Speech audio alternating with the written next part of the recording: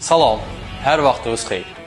Bugünkü mövzumuz gömrük brokeri sizə nə qazandırır? Deməli, sahibkarlıq fəaliyyəti ilə məşğul olan bir çox fiziki və hüquqi şəxslər düşünür ki, gömrük brokeri sadəcə əlavə xərcdir. Amma gəlin reallığa baxaq. Təsəvvür edin, sizin yükünüz artıq ölkəyə çatıb, amma gömrük orqanları tərəfindən saxlanılır.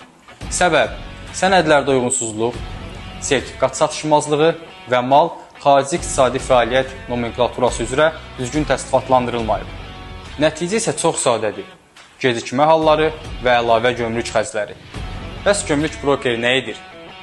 Sənədləri əvvəlcədən analiz edir, malı düzgün təsdiqatlandırır, riskləri öncədən müştəriyə bildirir və düzgün əməliyyatı icra edir. Və mühüm məsələ, ən vacibi isə düzgün gömrük rəsmiləşdirilməsi əməliyyatını aparır. Unutmayın, gömrük brokerinə ödədiyiniz xidmət haqqında əsas məqsəd potensial ziyanın qarşısını almaqdır. Əgər idxalı problemsiz və sürətli şəkildə etmək istəyirsinizsə, peşəkar broker ilə işləmək mütləqdir. Peşəkar broker kimdir? Mobil broker.